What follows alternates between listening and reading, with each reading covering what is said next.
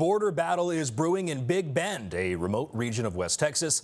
It's so isolated that it wasn't considered a priority for President Trump's border wall. But then came the bulldozers. And as CBS's Nicole Skanga reports, so did the controversy. Some have called Texas's Big Bend unforgiving, lonely, rough. But for fifth-generation cattle rancher Yolanda Alvarado, it's wild and beautiful and extremely vast. Home to Big Bend National Park, one of the last wild places in far west Texas. And then came the heavy machinery, bulldozers breaking ground, poised to pave hundreds of miles of roads and line the border with vehicle barriers. They're claiming that this is for survey, but it's hard to believe that when you see bulldozers. But construction is now on pause after sparking protests over potential damage to the landscapes and life in the desert.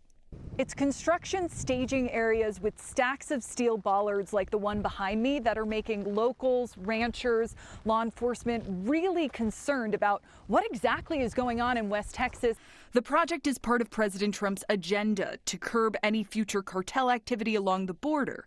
But Big Bend National Park is just a fraction of the broader Big Bend Border Patrol sector, which CBP says only saw about 1% of illegal border crossings last year.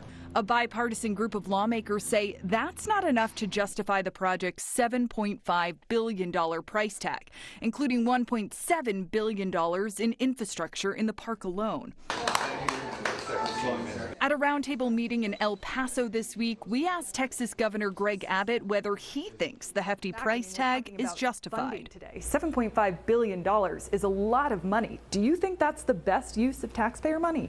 Every conversation that I had was that they would not be building any wall, any fence, any barrier like that. Sheriff, do you need a wall? No, certainly we don't. Terrell County Sheriff Thaddeus Cleveland served with U.S. Border Patrol for 26 years. A lot of the American people have a false sense of security that a fence or a wall is going to stop everybody. It's not. For ranchers like Alvarado, the looming border project has put her life on hold. This is Texas. Are you going to go down without a fight? Absolutely not. This is about Texas sovereignty. This is about protecting our land.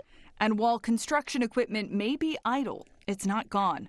A temporary ceasefire in this Texas-sized border battle. Nicole Skanga, CBS News, Alpine, Texas.